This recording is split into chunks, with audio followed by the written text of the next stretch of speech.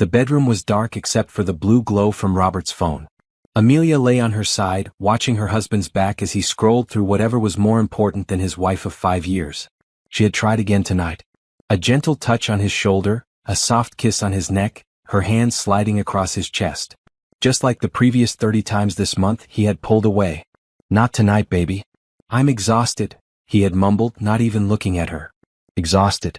The same excuse he had given her yesterday. And the day before that. And every day for the past month.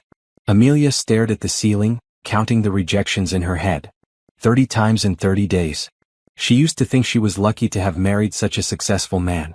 Robert Brooks, the real estate developer who could charm anyone into buying property they didn't need.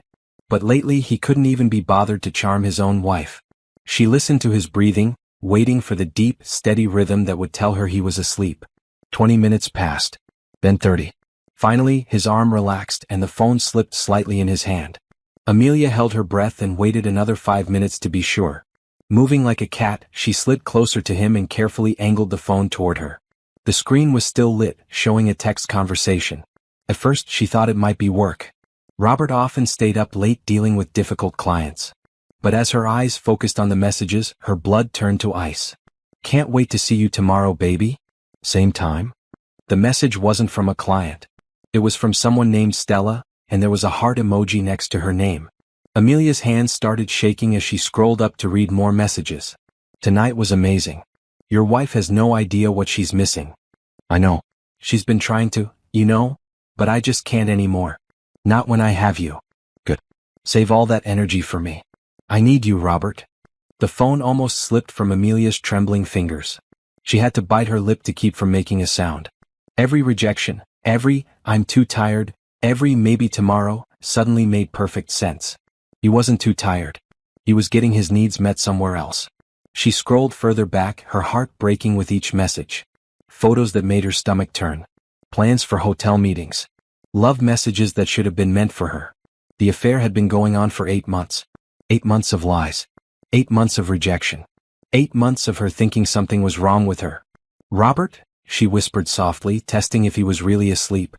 He didn't move. She scrolled back to the most recent messages, taking pictures with her own phone. Her marketing background had taught her to document everything, and right now, those skills were the only thing keeping her from falling apart completely. The last message from Stella was sent just an hour ago. Sweet dreams, my love. Tell your wife you have an early meeting tomorrow. I'll be waiting in our usual room. Our usual room. They had a usual room. Amelia carefully placed Robert's phone back in his hand and slid away from him. She went to the bathroom and closed the door before allowing herself to break down. Silent tears streamed down her face as she stared at herself in the mirror. Her dark skin looked gray under the bathroom lights. Her usually bright eyes were dull with pain. She was beautiful, successful, intelligent, and loving. So why wasn't she enough for her own husband? But as she wiped her tears, something else started growing inside her chest. It wasn't just heartbreak. It was anger. Pure cold anger. Robert had made her feel unwanted, undesirable, and broken for months. He had let her blame herself for their lack of intimacy.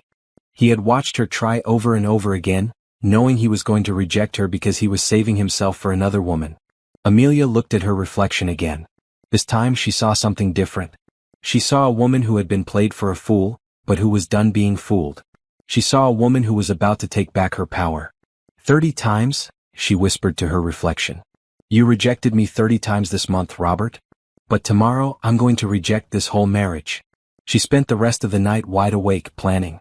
By morning she had made her decision. She wasn't going to scream or cry or beg him to explain. She wasn't going to give him the chance to lie his way out of this or convince her to forgive him.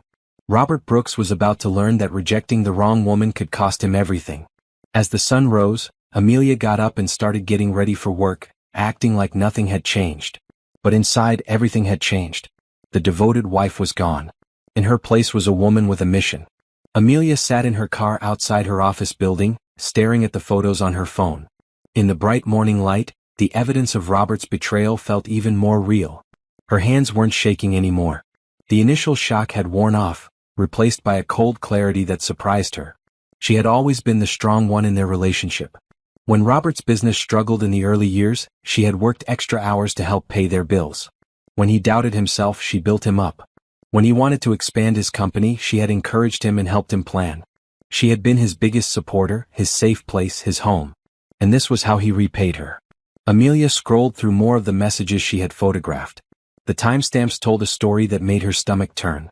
On their anniversary 3 months ago, when Robert claimed he was too sick for intimacy, he had been texting Stella about meeting her at a hotel. On Amelia's birthday, when he said he was too stressed about work, he had spent the evening sending love messages to his secretary. His secretary. Of course it was his secretary. Amelia had met Stella Martinez several times at company events. She was young, maybe 28, with long blonde hair and a fake sweet smile. Amelia had actually felt sorry for her, thinking she seemed lonely and trying to be friendly. Now she realized Stella had been studying her, probably laughing at how clueless Robert's wife was. The worst part wasn't even the affair itself. It was how Robert had made her doubt herself. How many nights had she lain in bed wondering what was wrong with her? How many times had she bought new lingerie, trying to spark his interest? How many times had she suggested date nights or romantic getaways, only to have him find excuses? She had started exercising more, thinking maybe he wasn't attracted to her anymore. She had read articles about keeping marriages fresh and tried to implement their suggestions. She had even considered couples therapy, thinking their intimacy problems were something they could work through together. But there was no they to work on. There was just Robert, lying to her face every single day while carrying on with another woman. Amelia's phone buzzed with a text from Robert. Have an early meeting today. Don't wait up for dinner tonight. The meeting with Stella, just like she had read in their messages. Amelia typed back, okay honey? Work hard. Love you. The lie came easily now. If Robert could pretend for 8 months, she could pretend long enough to plan her exit properly. She wasn't going to be the woman who fell apart and made emotional decisions. She was going to be smart about this. But first she needed someone to talk to. Someone she could trust completely. Amelia drove to her sister-in-law Nina's house instead of going to her office. Nina was Robert's younger sister, but she and Amelia had become best friends over the years. If anyone would understand how serious this was, it would be Nina. Nina answered the door in her scrubs, about to leave for her shift at the hospital. Amelia? What are you doing here so early? I need to talk to you. It's important. Nina took one look at Amelia's face and called in sick to work. They sat in Nina's kitchen while Amelia showed her the evidence. Nina's face went through the same emotions Amelia had experienced. Shock, disbelief, and finally, anger. That bastard, Nina whispered, staring at the photos. I can't believe my own brother would do this to you. What should I do? Amelia asked, though she already knew the answer. Divorce him, Nina said without hesitation. Take him for everything he's worth. But what if he wants to work things out? What if he's sorry? Nina grabbed Amelia's hands across the table. Amelia, look at these messages. This isn't a mistake or a moment of weakness. This is 8 months of planned betrayal. He's been lying to you every single day. And look at what he said about you to her. He doesn't respect you. He doesn't love you. Not the way you deserve. Amelia knew Nina was right. The Robert in those messages wasn't the man she thought she married. He was cold and dismissive when talking about her. He complained about her to his affair partner. He had turned their marriage into a joke. I won't take him back, Amelia said finally. Even if he begs. Even if he promises to change. I'm done. Good, Nina said firmly. Now what's your plan? That was the question Amelia had been thinking about all night. She couldn't just walk away from 5 years of marriage without protecting herself. Robert's business was successful now, partly because of her support and sacrifice. She deserved her fair share. But more than that, she deserved justice. I'm going to gather more evidence, Amelia said. I'm going to hire a private investigator and a divorce lawyer. I'm going to be prepared for whatever he tries to pull. And then I'm going to make sure he loses everything that matters to him. What about Stella? Amelia's jaw tightened. She's about to learn that sleeping with married men has consequences. Nina smiled for the first time since Amelia had arrived. I love this side of you. Robert has no idea what's coming. As Amelia drove to work later that morning, she felt different. The woman who had cried silently in the bathroom was gone. In her place was someone stronger, smarter, and absolutely determined to win. Amelia walked into her marketing firm's office with her head held high, greeting her colleagues with the same professional smile she always wore. Nobody could tell that her world had exploded 12 hours ago. She had perfected the art of compartmentalizing, a skill that served her well in client presentations and would now serve her in the most important project of her life. Her assistant handed her a stack of messages and her morning coffee. "Your husband called," she said with a smile. "He wanted to confirm your dinner reservations for Friday night." Dinner reservations. Another lie. Amelia checked her phone and saw no missed calls from Robert. He had probably called her office instead of her cell phone deliberately, knowing she would get the message but wouldn't be able to question him about it immediately. Even his lies were calculated. "Thank you," Amelia said calmly. "Please call and cancel those reservations." She closed her office door and opened her laptop. Before she did anything else, she needed to secure her own finances. Amelia had always been careful with money, keeping her own savings account separate from their joint accounts. Robert made more money, but she had been smart about building her own financial security. First, she moved most of her personal savings to a new account at a different bank. Then she printed out 5 years of bank statements from their joint accounts, documenting the large cash withdrawals and credit card charges that she now realized were probably related to his affair. Hotel bills, expensive restaurants, jewelry purchases that she had never received. Next, she started researching divorce lawyers. Nina had been right about needing legal help, but Amelia wanted the best. She made appointments with 3 different attorneys for the following week, telling each office that she needed someone experienced in high-asset divorces. By lunchtime, she had a plan forming. But she needed more than just the text messages.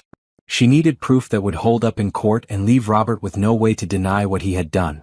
Amelia called a private investigation firm that her company had used for background checks on potential business partners. When she explained what she needed, the receptionist transferred her to James Patterson, a former police detective who specialized in infidelity cases.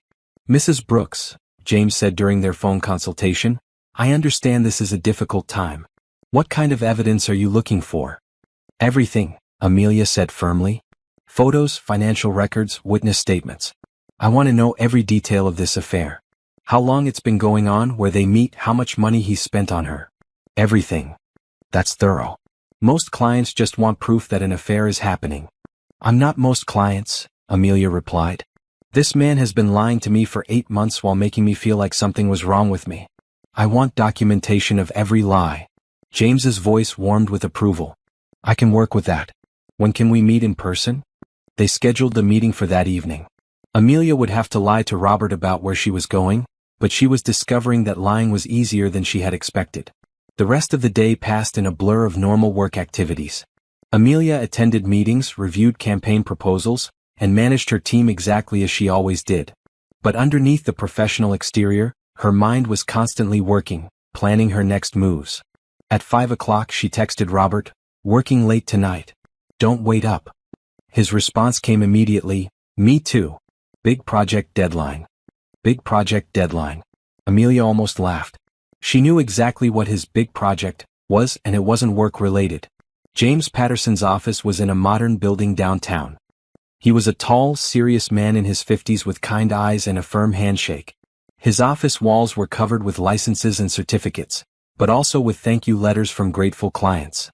"Before we start," James said, "I want you to understand what this process might involve. Infidelity investigations can uncover things that are painful to see. Are you prepared for that?" "I've already seen enough to know my marriage is over," Amelia said. "Now I need ammunition for the divorce."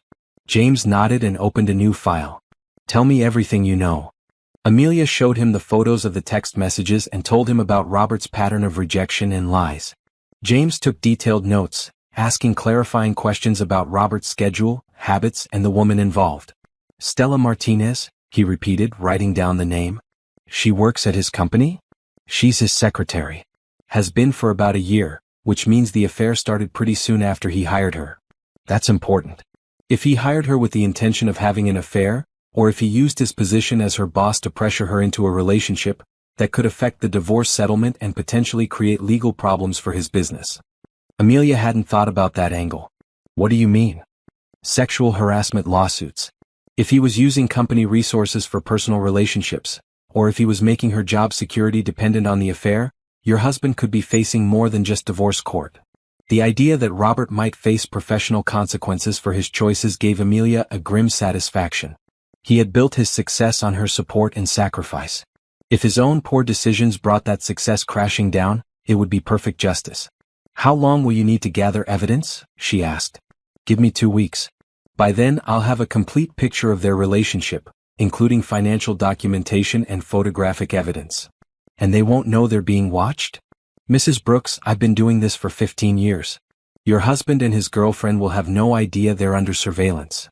As Amelia drove home, she felt a sense of calm settling over her.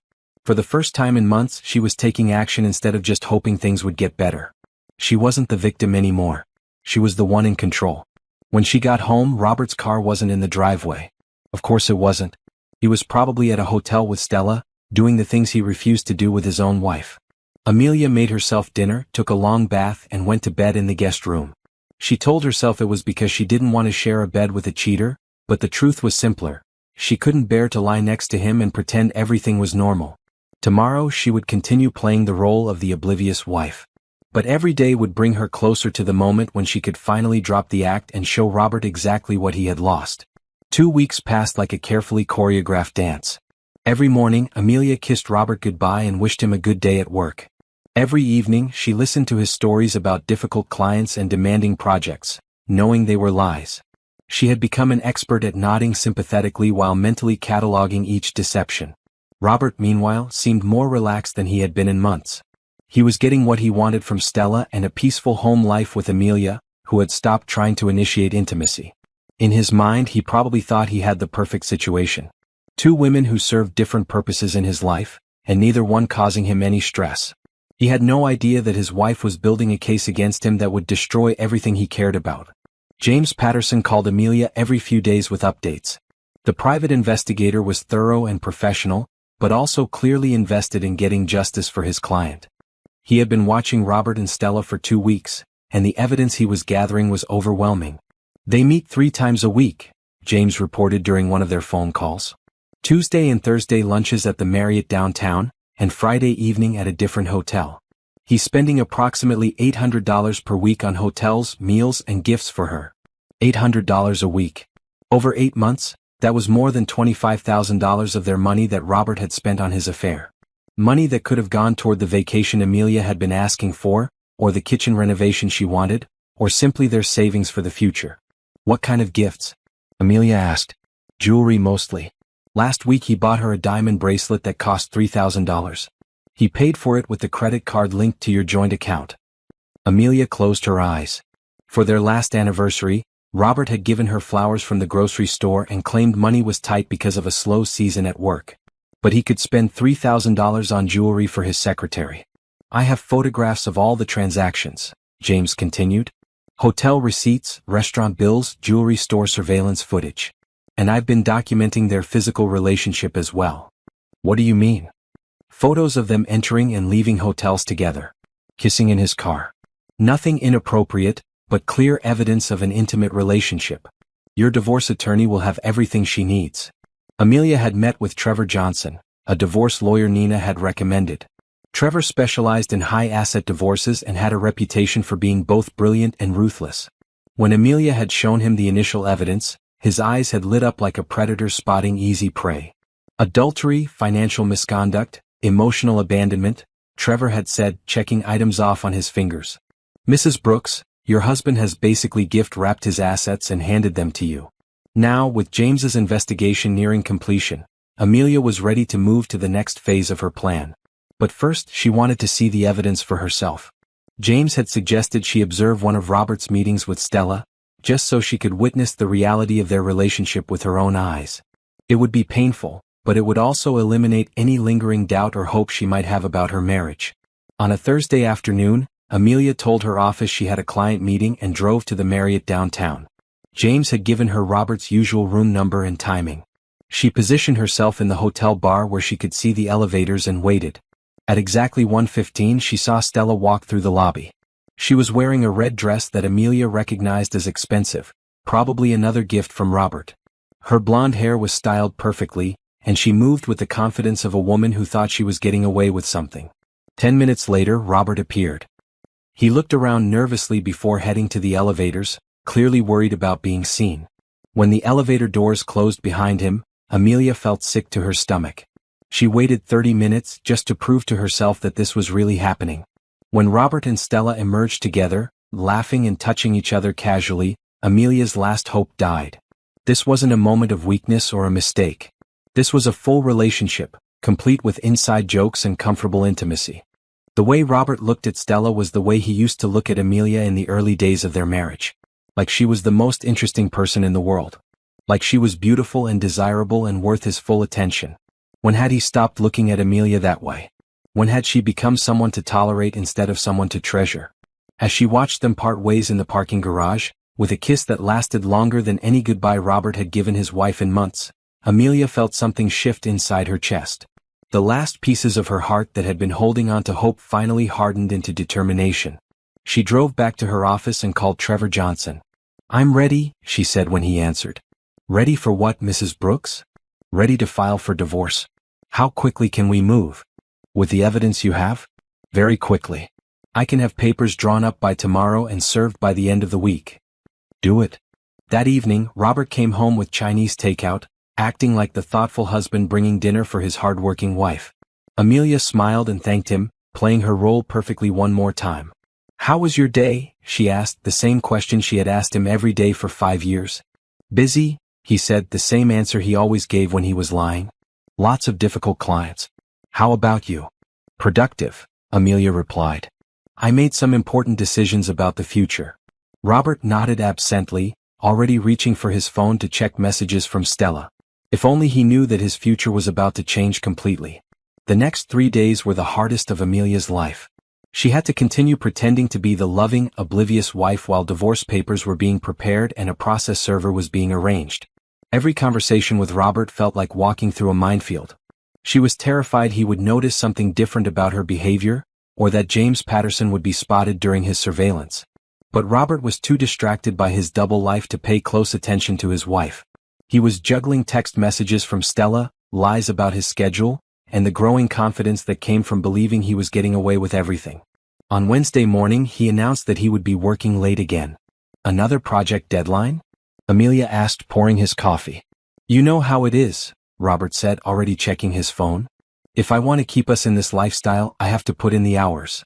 The lifestyle he was referring to included their beautiful home, Amelia's car, and their joint savings account. All things that Amelia had helped build through her own career success and financial contributions. But in Robert's mind, he was the provider, and she was just lucky to benefit from his hard work. "I appreciate everything you do for us," Amelia said, meaning every word in a way he would never understand. After Robert left for work, Amelia called Trevor Johnson for a final update. "The papers are ready," he said. "My process server will be at his office at 5 o'clock today. Are you sure you want to do it this way?" Amelia had specifically requested that Robert be served at work, during business hours, when Stella and his other employees would be there to witness it. She wanted his professional and personal humiliation to happen simultaneously. "I'm sure," she said. "What happens after he's served?" "He'll have 30 days to respond, but given the evidence we have, I expect he'll want to settle quickly. Men like your husband usually don't want their affairs exposed in court proceedings." "And if he tries to contest it?" "Mrs. Brooks, with what we have on him, contesting this divorce would be professional suicide. He's been stealing from your joint accounts to fund an affair with his employee. Any judge would award you at least 60% of marital assets, possibly more." 60%. After 5 years of supporting Robert's dreams and building their life together, Amelia would walk away with the majority of their wealth. It seemed fair, considering he had stolen so much more than money from her. That afternoon, Amelia left work early and drove to Nina's house. She didn't want to be home when Robert received the papers and called her in a panic. She needed to be somewhere safe, with someone who understood what she was going through. Nina opened a bottle of wine while they waited. "How are you feeling?" she asked. "Terrified," Amelia admitted. "What if he convinces me to take him back? What if he makes promises and I believe them?" "Then you remember these," Nina said, pointing to the printed photos from James Patterson's investigation. The images told the story of 8 months of betrayal better than any words could. At exactly 5:15, Amelia's phone started ringing. Robert's name appeared on the screen, but she didn't answer. 2 minutes later he called again. Then again. By 5:30 he had called 7 times and sent a dozen text messages. "Amelia, call me back right now. What the hell is this? You can't be serious about this. We need to talk immediately." The messages got increasingly desperate as the evening went on. Robert was clearly panicking, realizing that his perfect setup was collapsing. Amelia read each message with growing satisfaction, but she didn't respond to any of them. At 8 o'clock she heard a car in Nina's driveway. Through the window they could see Robert's BMW parked behind Amelia's car. He had figured out where she was hiding. "You don't have to talk to him," Nina said firmly. "Yes, I do," Amelia replied. "But not alone." They walked to the front door together. Robert was pacing on the porch, still in his work clothes but looking completely disheveled. His hair was messy, his tie was loose, and his face was red with anger and panic. "Amelia," he said the moment she opened the door. "Thank God. We need to talk about this misunderstanding." "There's no misunderstanding," Amelia said calmly. "I know about Stella." Robert's face went white. For a moment he looked like he might deny it, but then he seemed to remember the evidence that had been included with the divorce papers. "It's not what you think," he said, switching tactics. "It's been over for months." It meant nothing. Over for months? Amelia pulled out her phone and showed him a screenshot of the text messages from the night before. "These are from last night, Robert. You told her you loved her and couldn't wait to see her today. How did you? Who's been spying on me? I hired a private investigator. James Patterson. He's been documenting your affair for 2 weeks. Hotel visits, gift purchases, intimate text messages. Everything." Robert staggered slightly, leaning against the door frame. "Amelia, please. I know this looks bad, but I can explain everything. I love you. I've always loved you. Stella was just a distraction. A mistake. For 8 months. It wasn't supposed to go on this long. I tried to end it, but she kept pushing and I was weak. I'm sorry, baby. I'm so sorry." Amelia looked at this man she had loved for 7 years, married for 5, and felt nothing but disgust. Even now, caught red-handed with overwhelming evidence, he was trying to manipulate her. Blaming Stella, claiming it was shorter than it was, calling it a mistake instead of a choice. "I rejected intimacy with you 30 times last month because I was getting it from her," Robert continued desperately. "But that's over now. I choose you. I've always chosen you." "No," Amelia said quietly. "You chose her. Every time you lied to me, every time you rejected me, every time you spent our money on her. You chose her. Now I'm choosing myself. Amelia, please don't do this. Think about what we built together. Think about our future." "I am thinking about my future," she replied. "And you're not in it." She closed the door in his face and locked it. Robert pounded on the door for 10 minutes, alternating between apologies and threats, before finally giving up and driving away. Amelia collapsed on Nina's couch, shaking with adrenaline and relief. She had done it. She had looked her lying, cheating husband in the eye and refused to be manipulated. The hardest part was over. Now all she had to do was wait for justice to be served. The weekend after Robert was served with divorce papers was the longest of Amelia's life. He called and texted constantly, sent flowers to her office, and even showed up at her apartment building. She had moved in with Nina temporarily. Each contact attempt was documented by Trevor Johnson as evidence of harassment, but emotionally, it was exhausting. Robert's messages ran the full spectrum of manipulation tactics. He apologized, he blamed Stella for seducing him, he promised to go to therapy, he threatened to fight the divorce, and he even claimed he was having a nervous breakdown without her. But notably absent from any of his messages was the word, no. He never once denied the affair or claimed the evidence was false. On Monday morning, Amelia returned to work determined to focus on something other than her crumbling marriage. Her colleagues had noticed she seemed stressed, but she had told them only that she was dealing with some personal issues. The marketing world was small, and she didn't want word of her divorce spreading before she was ready. Her assistant buzzed her intercom around 10 o'clock. "Mrs. Brooks? There's a woman here to see you. She says it's about your husband." Amelia's blood ran cold. Only one woman would want to discuss Robert with her. "Send her in." Stella Martinez walked into Amelia's office wearing a black dress and designer heels that probably cost more than most people's rent. She looked nervous but determined, clutching a small purse with white knuckles. "Mrs. Brooks," Stella said, closing the door behind her. "Thank you for seeing me." "I didn't really have a choice," Amelia replied evenly. "You're here now. What do you want?" Stella sat down across from Amelia's desk, crossing her legs and trying to project confidence. But Amelia could see through the act. The other woman was scared. "I want to talk about Robert," Stella said. "About the situation." "What situation would that be?" "The divorce. He told me you filed papers." "He told you correctly." Stella leaned forward, her mask slipping slightly. "Mrs. Brooks." "Amelia." I think there's been a misunderstanding. Robert and I were just friends. Close friends, but nothing inappropriate. Amelia opened her desk drawer and pulled out a folder of photographs that James Patterson had provided. She spread them across her desk like playing cards. Robert and Stella kissing in his car, entering hotels together, holding hands in restaurants. These photos suggest otherwise, Amelia said calmly. Stella's face went pale as she looked at the evidence. Those aren't, we were just 8 months, Amelia continued. $25,000 spent on hotels and gifts. 3 visits per week. Text messages saying I love you, and discussing how clueless his wife is. He showed you our messages? He didn't have to. I found them myself. Stella was quiet for a long moment, clearly trying to figure out how to handle a situation she hadn't expected. Finally, she tried a different approach. Look, she said, her voice taking on a harder edge. Robert and I are in love. He's going to leave you anyway. This divorce is just speeding up the inevitable. Is that what he told you? He told me you two have been unhappy for years. That your marriage has been over in everything but name. He said he was only staying because he felt guilty about leaving you. Amelia almost laughed. The lies Robert had told Stella were almost as impressive as the lies he had told his wife. And you believed him? Why wouldn't I? He's been miserable at home. He told me you two haven't been intimate in months. We haven't been intimate because he's been rejecting me in favor of you, Amelia said bluntly. I tried to save our marriage for months while he was sneaking around with his secretary. Stella's confident facade cracked a little more. That's not? He said you weren't interested anymore. Stella, everything Robert told you about our marriage was a lie. Just like everything he told me about working late was a lie.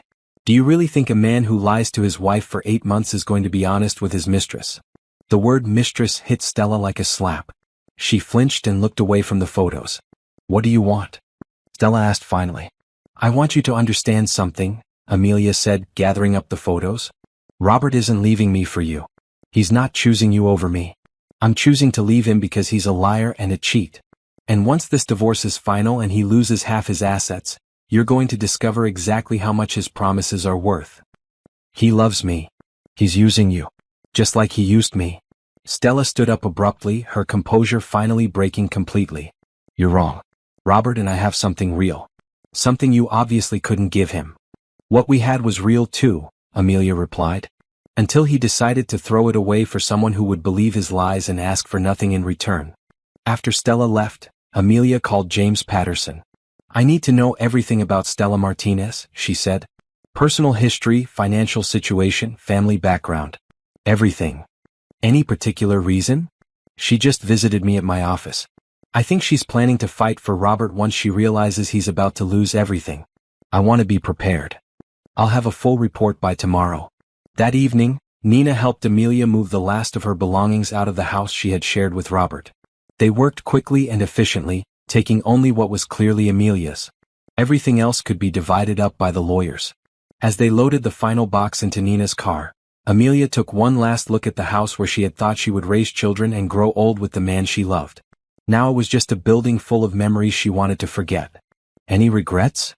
Nina asked gently. Only one, Amelia replied. I regret not finding out about the affair sooner. I could have saved myself months of wondering what was wrong with me. As they drove away, Amelia felt lighter than she had in months. The performance was over. She was done pretending to be someone she wasn't, done accepting crumbs from someone who should have been giving her everything. Now it was time for Robert and Stella to learn what real consequences looked like. James Patterson's report on Stella Martinez arrived the next morning, and it painted a picture that didn't surprise Amelia at all. Stella was 28, had been married briefly in her early 20s, and had a pattern of relationships with older, financially successful men. She had worked for 3 different companies in the past 5 years, leaving each job under questionable circumstances. Most importantly, she was in significant debt. Credit cards, student loans, and a car payment that was more than she could afford on her secretary's salary.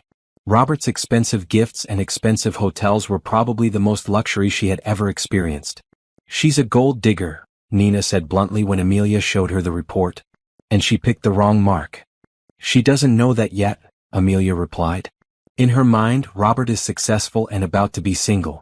She probably thinks she won. That afternoon, Trevor Johnson called with an update on the divorce proceedings. Robert's attorney wants to meet, he said. They're proposing a 50-50 split of assets and shared custody of any future children. Future children?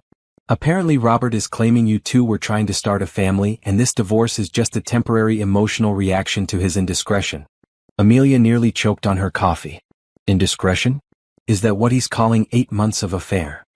His lawyer is trying to frame it as a midlife crisis and a one-time mistake.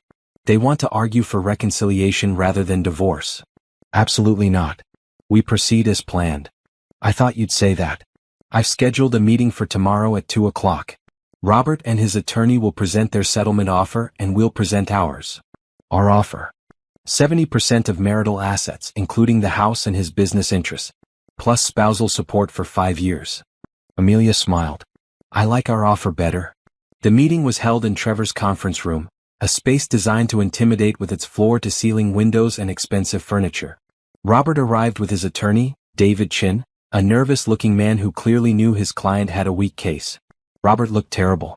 His usually perfect hair was messy, his expensive suit was wrinkled, and he had dark circles under his eyes.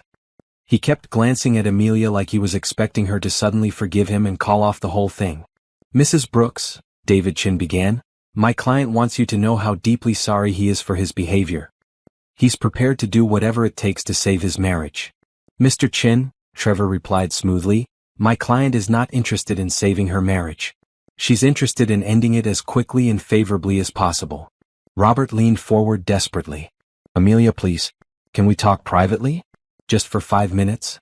Anything you want to say to my client can be said in front of her attorney, Trevor said before Amelia could respond. I love you, Robert said, staring at Amelia with what looked like genuine pain in his eyes. I know I messed up, but I love you. What I had with Stella was nothing. It was just physical. It meant nothing. It meant enough for you to lie to me for 8 months, Amelia replied calmly. It meant enough for you to spend $25,000 of our money on her. It meant enough for you to reject intimacy with your wife 30 times in 1 month. Robert flinched at each point, but he kept trying. I was confused. I was stupid. But I choose you, Amelia. I choose our marriage. You chose her, Amelia said firmly. Every single day for 8 months you chose her. The only reason you want me back now is because you're about to lose everything. David Chin cleared his throat. Perhaps we could discuss the settlement terms? Trevor opened his folder. My client is seeking 70% of marital assets, including the family home, Mr. Brooks' business interests, and all joint investments. She's also seeking spousal support in the amount of $5,000 per month for 5 years. That's ridiculous, David Chin sputtered. My client built his business before the marriage. With significant financial and emotional support from Mrs. Brooks, Trevor countered. She worked extra hours to support the household while he established his company. She provided the stability that allowed him to take business risks. And she sacrificed her own career advancement to support his goals. All of which was true. Amelia had given up a promotion that would have required travel so that Robert could focus on building his company. She had worked overtime to help pay their bills during the slow early years. She had been his partner in every sense of the word. Furthermore, Trevor continued, Mr. Brooks has been stealing from their joint accounts to fund his affair. Under state law, that constitutes financial misconduct and justifies an unequal distribution of assets. Robert's face was getting redder with each word. I wasn't stealing. That was my money too.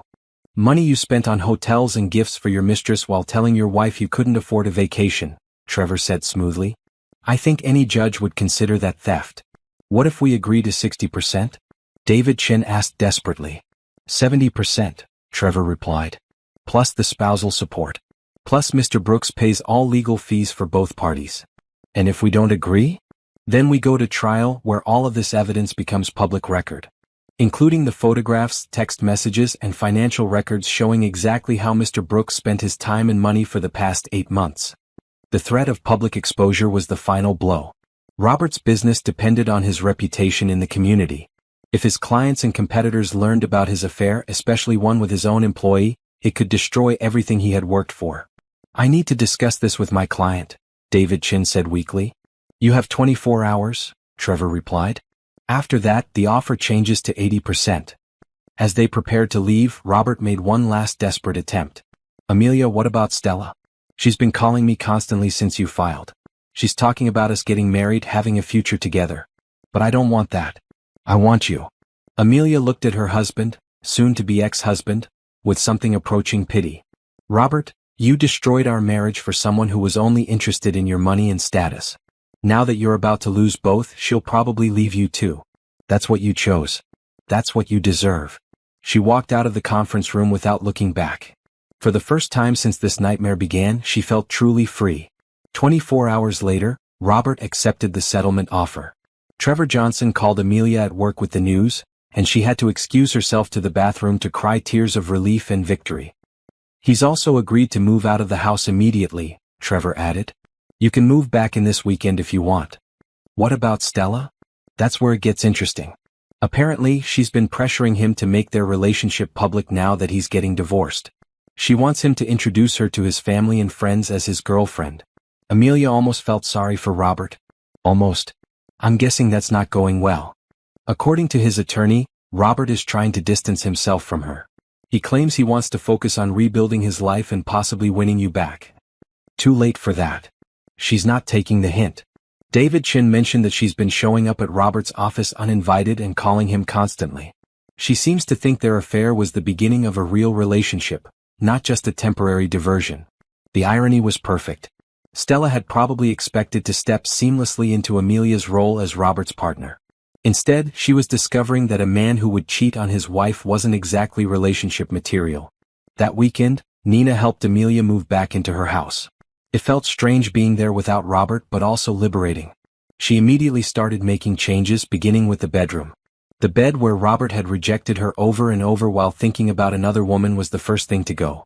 On Monday morning, Amelia was in her new office at home, working on a client presentation when her doorbell rang. Through the peephole, she could see Stella Martinez standing on her porch, looking desperate and angry.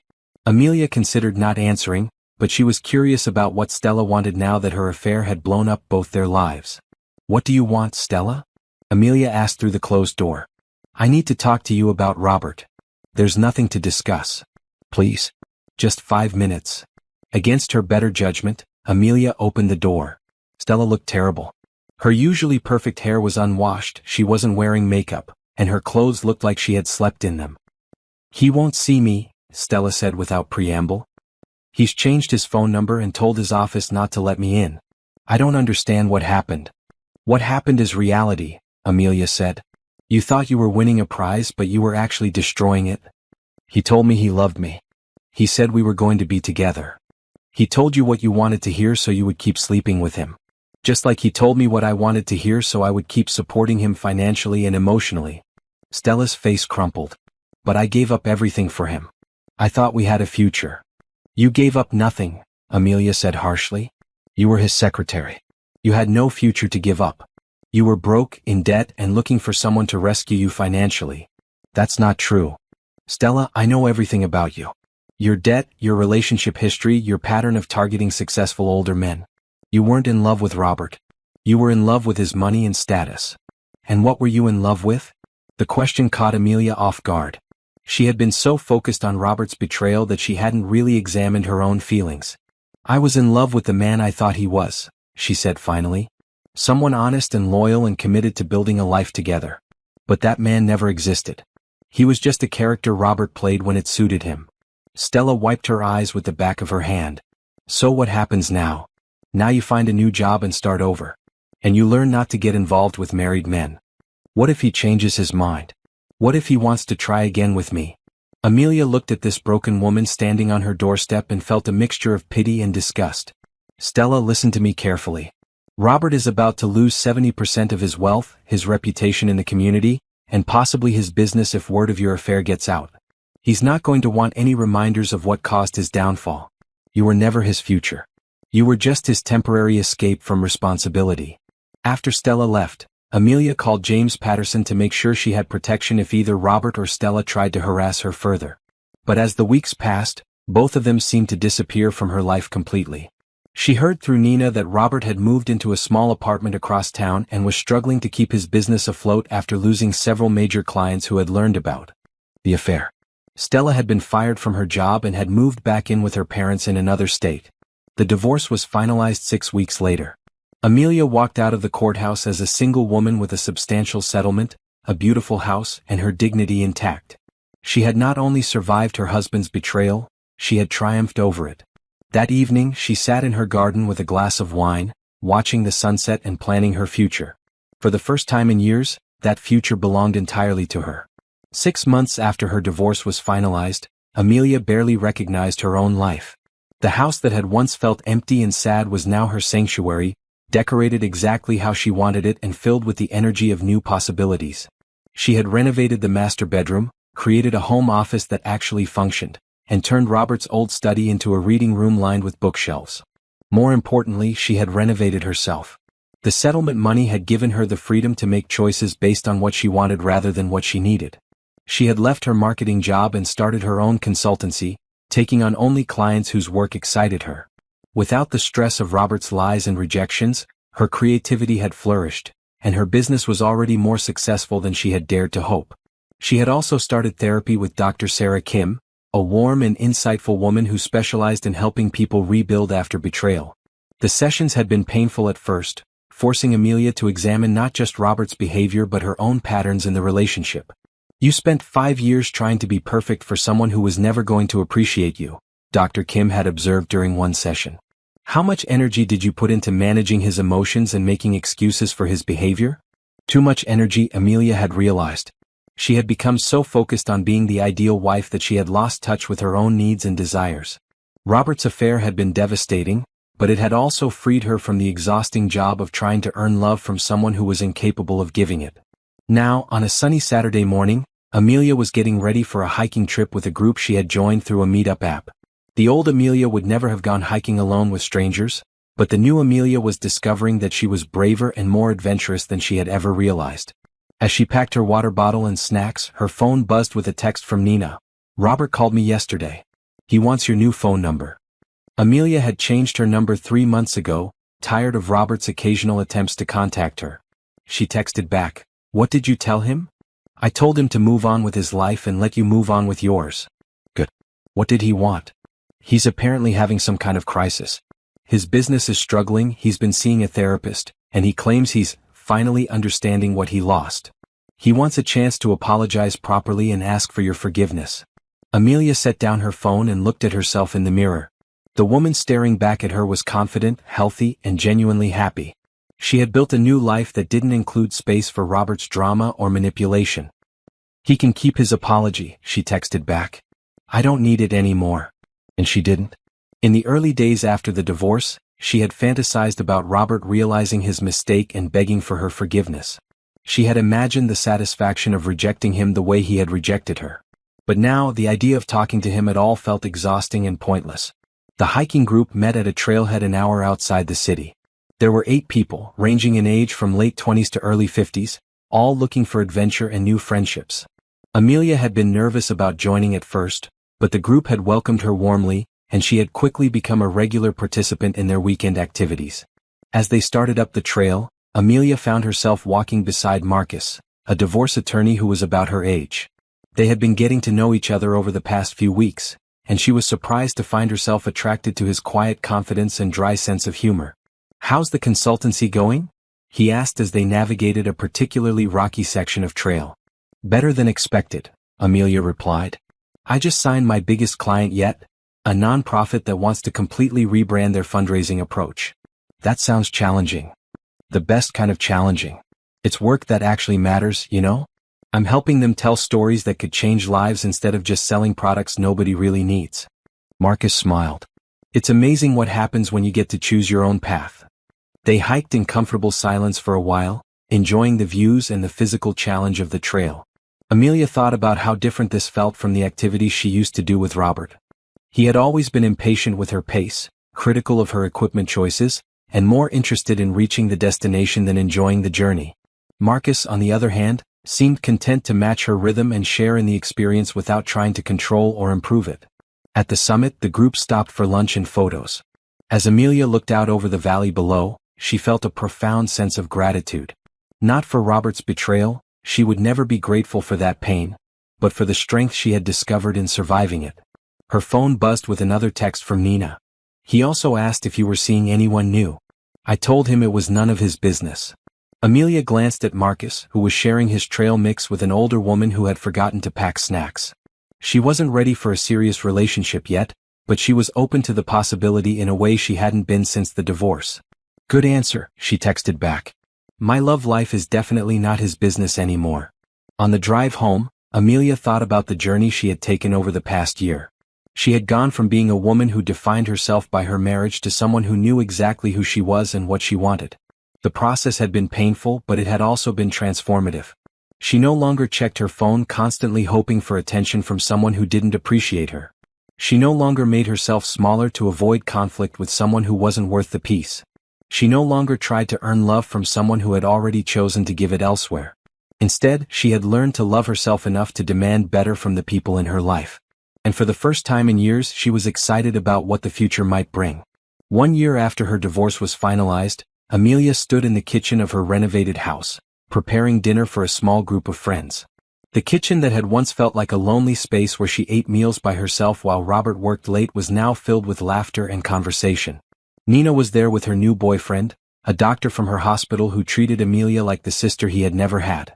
James Patterson had become an unexpected friend, stopping by occasionally to check on her and share stories about his other cases. Even Trevor Johnson had been invited, along with his wife, who had become Amelia's accountant and helped her manage the financial windfall from her divorce settlement. And Marcus was there too. What had started as friendship during hiking trips had slowly evolved into something deeper over the past 6 months. He was patient with her healing process, understanding about her trust issues, and completely different from Robert in all the ways that mattered. This is amazing, Nina said, tasting Amelia's homemade pasta sauce. When did you learn to cook like this? Cooking classes, Amelia replied. Turns out I have a lot of hidden talents that I never had time to explore when I was trying to be the perfect wife. It was true. Over the past year, Amelia had discovered that she loved cooking, was surprisingly good at pottery, and had a natural talent for salsa dancing. She had traveled to 3 countries, learned basic Spanish, and read more books than she had in the previous 5 years combined. Most importantly, she had built a business that was both financially successful and personally fulfilling. Her marketing consultancy now employed 2 part-time contractors, and she was booked solid for the next 6 months with clients who valued her expertise and treated her with respect. As they sat down to dinner, Amelia looked around the table at the people who had become her chosen family. These were relationships built on mutual respect, genuine affection, and shared values. Nobody at this table had ever lied to her, betrayed her trust, or made her feel like she wasn't enough. I have an announcement, Marcus said, raising his wine glass. I've been offered a position with a law firm in Portland. It's a great opportunity, but it would mean moving across the country. Amelia's heart skipped a beat. She and Marcus had been taking things slowly, but she had started to imagine a future that included him. The idea of him moving away was painful, but she had learned not to make her happiness dependent on anyone else's choices. Congratulations, she said sincerely. That sounds like an amazing opportunity. Marcus smiled at her, and she could see something in his eyes that made her breath catch. It is amazing. But I was hoping I could convince a certain beautiful marketing consultant to consider expanding her business to the Pacific Northwest. The table erupted in excited chatter as everyone realized what Marcus was really asking. Amelia felt her cheeks warm with surprise and joy, but also a flutter of old anxiety. Marcus, she said quietly, are you asking me to move across the country for you? I'm asking if you'd consider building a life with me, he replied. Wherever that might be. Portland, here, or anywhere else that makes you happy. I know it's a big decision, and I know you need time to think about it. Nina grabbed Amelia's hand across the table. This is so exciting. You could have a fresh start in a beautiful new city. I already have a fresh start, Amelia said, looking around her renovated house and successful business. But maybe it's time for a new adventure. Later that evening, after everyone had gone home, Amelia and Marcus sat on her back porch, sharing a bottle of wine and talking about the future. I don't want you to give up everything you've built here, Marcus said. Your business, your house, your life. I just want to be part of whatever you choose. A year ago, I thought my life was over, Amelia replied. I thought losing Robert meant losing everything that mattered.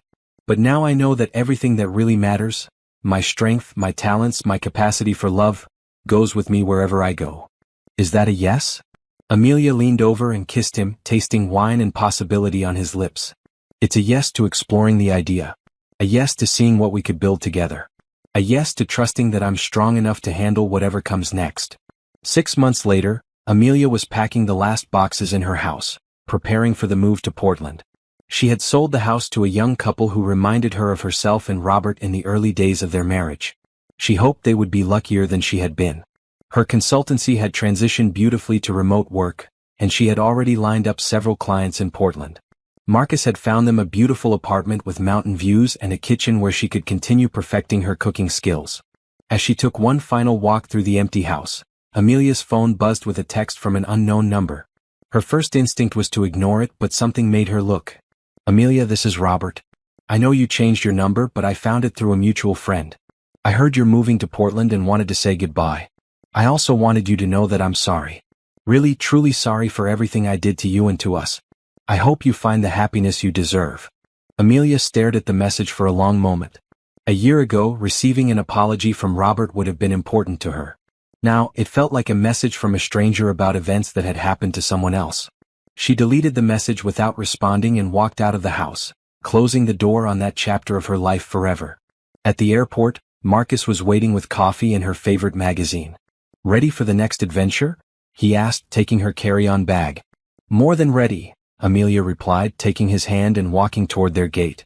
As their plane lifted off, Amelia looked out the window at the city where she had been born, married, betrayed, and ultimately reborn. She felt nothing but gratitude for the journey that had brought her to this moment. Robert's rejection had been the beginning of her real life, not the end of it. He had thought he was choosing someone better than his wife, but he had actually freed her to become someone better than she had ever imagined possible.